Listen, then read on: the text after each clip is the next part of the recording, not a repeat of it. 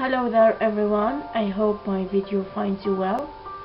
Well, in this short video, hopefully, I will be trying to re-explain and discuss the notions related to the Canterbury Tales and highlight some aspects related to the poet himself and his times, and focus more importantly on the symbolic interpretation as well as the religious allegory that is hidden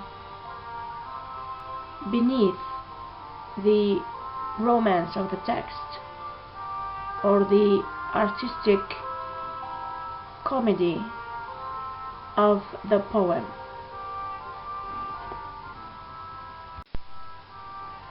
As we have already said, Geoffrey Chaucer, as a diplomat, was a very important man in the medieval era and is still a very significant figure to consider in the literary tradition as far as his tales are concerned. We have said that he was lucky enough to receive a sophisticated education, learn languages, and have the chance to travel from place to place and see European cultures and learn from them. The Canterbury Tales is not his only collection of poems, but is considered the most famous and one of his remarkable writings.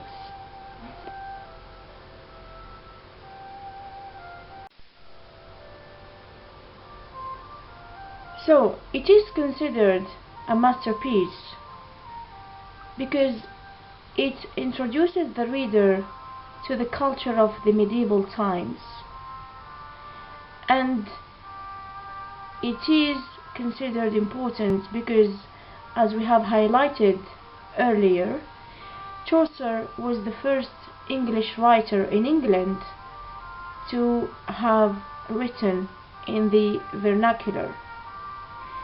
As you have known, literature was composed in Latin or in French because it was the language of the aristocrats, and as French culture dominated, most writers were forced to adapt either French or Latin, but most importantly, great books, great literature was in Latin.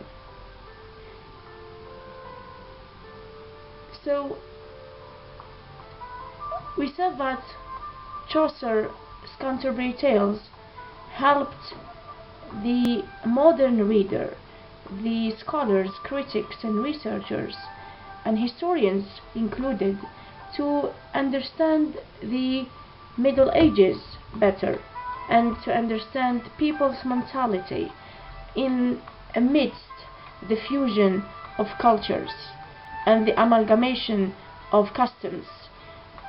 Here, as you know, due to the Crusades, cultures were blended and England became a melting pot of tradition, a hotbed of new, diverse habits that changed its makeup forever.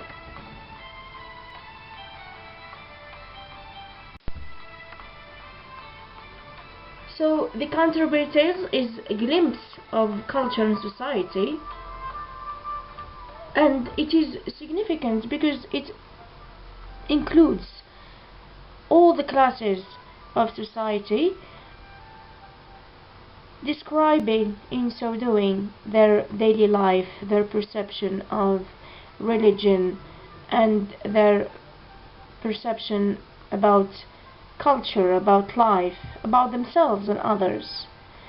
It is through and during this era that classism in Europe started, and it was during this era of the Middle Ages also that a very important social class came into existence, known as the guilds or merchants.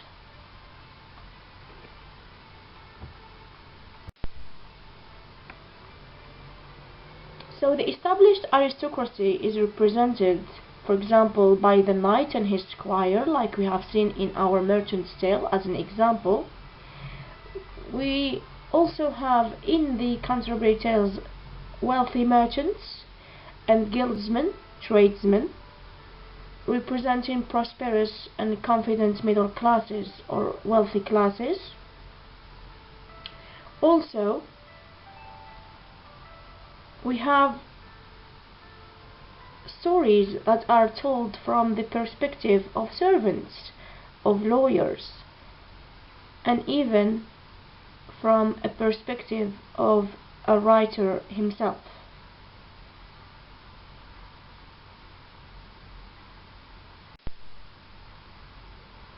Speaking of themes and symbols of the Canterbury Tales, I have focused on two aspects related to this story. Number one, the symbols in the name that show the genius of the writer, and also the religious dimension, which I believe is the most significant thing to consider.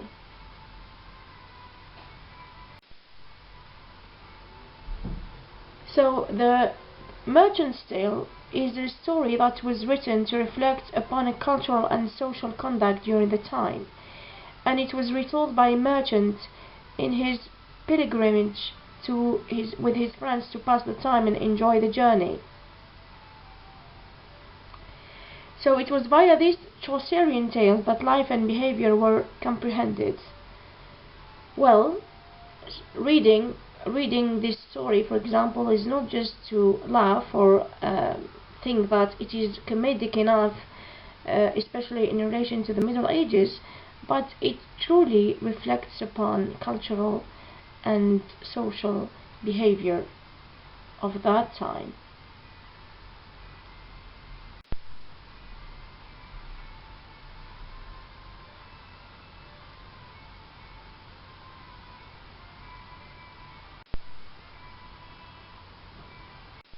What is interesting about this story is that the writer himself was there while the merchant was describing the events happening in the story, and Chaucer included himself in the story as someone who is listening as an audience and also as an observer of the social and cultural behavior. He included himself as a hint of his cleverness, as if he is telling us that he was a social observer, he was someone to criticize and critique his society while he was a part of it.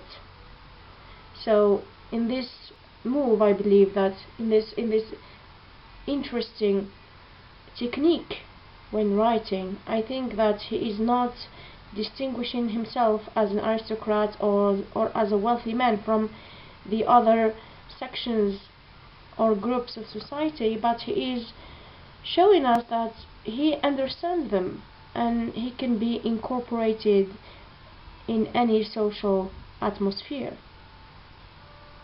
We have already described the names, and I believe that they are clear.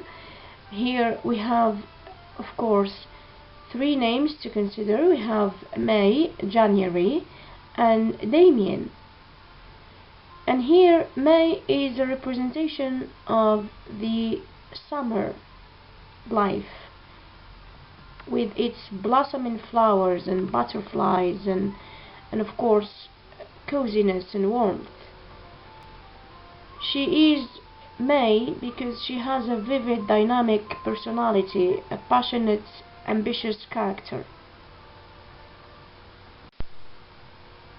Unlike her husband, of course, she cannot survive in a wintry, stiff weather. The husband is portrayed to be old, tired, and empty, and she gets tired of him because he kind of feeds on her passion. So she becomes no longer able to express her joy, happiness, and warmth. And this is, for example, in the story, one of the reasons she decided to cheat on him with a man who is similar to her, poor, of normal means, and able to understand her and contain her youthfulness and passion. Damian in the story is a servant who is desperately falling in love with May. So he is an interpretation of subduing something or someone, taming someone. So he is the kind of man to control such a passionate love and be able to contain such love. So with him, May is back to her outgoingness, where she regains youth, beauty, and radiance.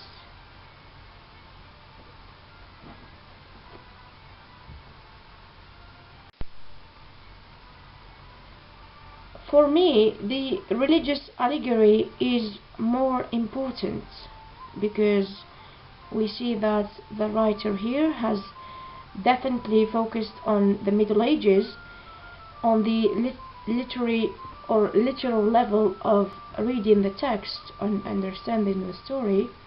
There is a great highlight on the aspect of classism and the behavior of the Middle Ages society, medieval society.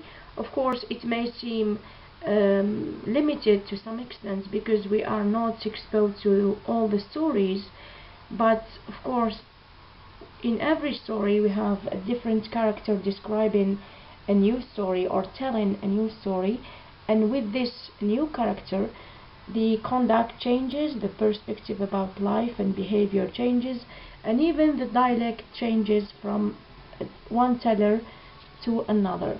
So here we can say that the story is a glimpse on medieval culture and behavior of different people from different social groups, but it also hides some important notions to consider and delve in.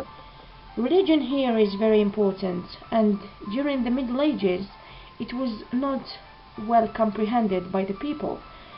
There were a common understanding of religion being the only thing that can secure your position in heaven if you do good. And of course, people, being illiterate, could not really grasp this.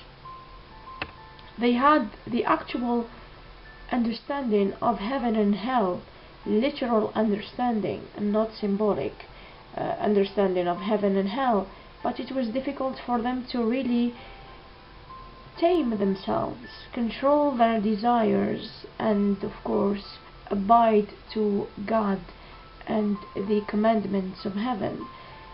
As normal human beings, they committed sin, but the way they committed wrongs at that time was not really stated, was not openly seen in society. Maybe here one of the aspects to really ponder upon in the text is the fact that May was cheating on her husband in a very tricky manner, and that's why Geoffrey Chaucer decided to transform the actual cheating into a mere comedic scene where people and audiences alike would laugh and maybe enjoy rather than judge her by reference to a religious point of view.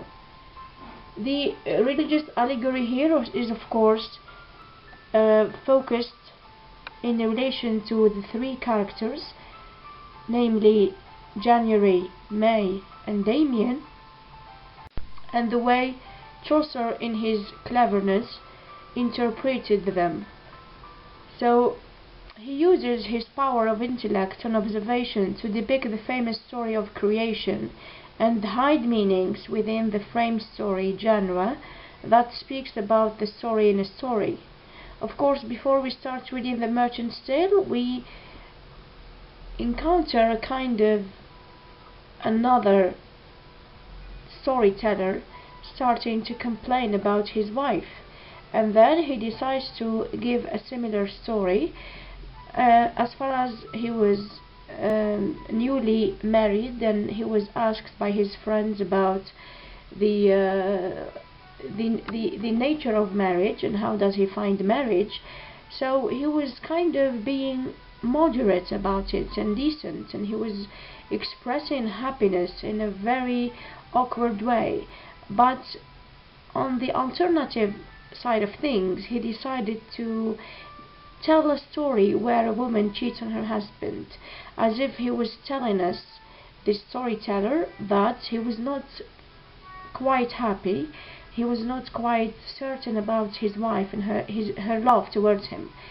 So the story of The Merchant's Tale reflects upon the actual storyteller's story, or let's say marital life.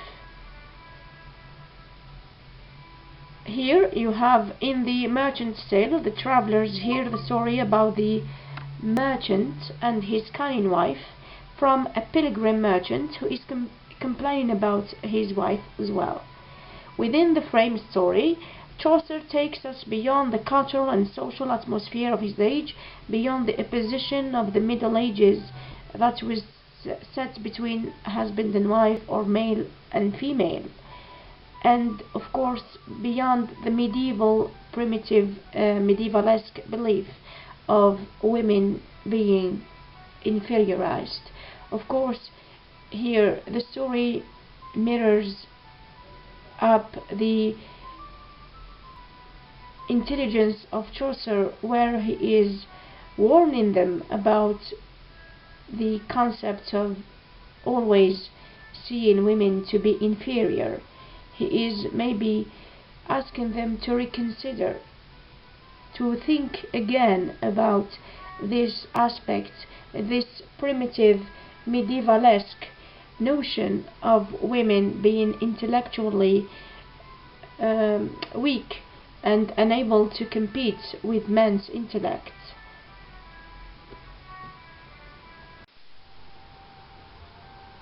In his poem, Chaucer focused on the common view of people and the way they saw women. His adaptation of the story of creation is clever, as he has focused on the behavior of his three main characters and intelligently refined this to meet the behavior of the three biblical figures, namely Eve, Adam, and Satan. So we have a literal meaning of the story where May is represented as a young wife who is unloyal to her husband, and also she seems immature about her decisions and actions, as she marries January for money and chooses Damian for love.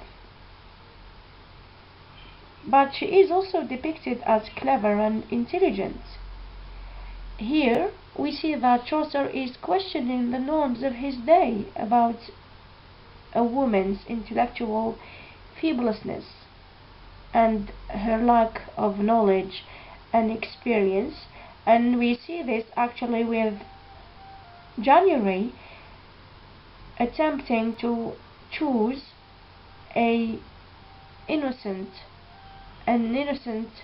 female in order to have true bliss, thinking that the women of that time were less experienced and not as acknowledgeable as men were.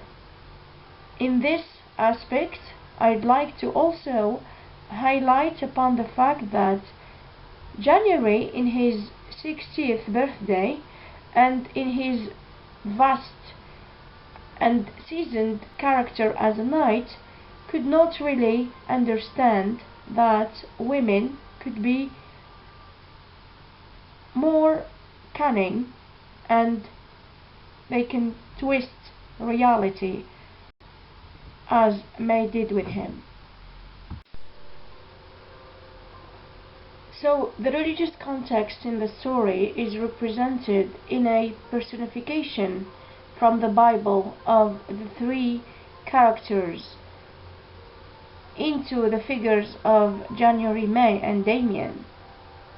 So Damian here is shown as demon, a serpent who seduces and lures May with his words to commit sin. And of course, as Satan seduces Eve with words, Damian manages to lure May with his sweet letters about love and passion, and encourage her to scheme against January. Of course, with this, the dark minion of the underworld stand to help him perceive with his schemes. Pluto and Proserpina help him act in the way that Proserpina gives May the talent of lying. With this context of the characters and the personification of characters from the Bible, there is another important feature to consider, which is the setting of the story and the aspect of the garden where the sin takes place.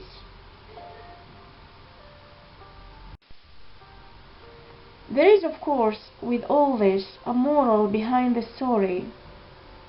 It shows the way marriage was stressful during that time. It also questions the sanctity of marriage and the way people understood religion, and it highlights upon the fact that people were truly and easily broken because these ethical norms, including religion, were wrongly grasped. May and Damian are the villain ones as they commit treason and sin, but the story in its allegorical symbolic genius accentuates the role of women in society and family during that time. May, as a female in the story, might have proven wicked and treacherous, because of her dark side that appears via the queen of the underworld, and via the power and swiftness of her reasoning and intelligence to find ways to meet with Damian. So Proserpina, as a queen of the underworld, and with her ability to twist and change facts, represents also the innerness of May, its darkness and wicked side. She proves immortal because of her weakness and fragility into being easily tricked. In spite of him seducing her with letters, she was a mastermind behind all the tricks and the plots against her husband. In the Christian faith, Eve is always the blame for what has happened to Adam and to all the humanity, because she listened to Satan and decided to eat from the tree, and also convinced her husband. Well, as a female, she is seen as evil, tricky, unethical, irreligious creature who caused the great fall, and she should be punished and always considered as a sinner. She is always inferior to man, and she is always seen as a dangerous beauty, able to manipulate and beguile. So, because of this, she should be avoided. Well, I think that Chaucer here was himself clever enough to really see and interpret the story from this side. We are not sure whether his stories during that time were understood under the religious allegory, but they sure reflected this reality. And with the ability to understand and interpret poems and literary texts, scholars might have thought about this as well. Medieval culture was rich with its amalgamated aspects, knowledge, and of course, within the dark ages, the dark times, some of the artistic and cultural developments appeared during Chaucer's time, and especially in the literary field. And in spite of the fact that it was a dark age, a medieval era, it sure included some of the fine arts and the fine writings to be reconsidered.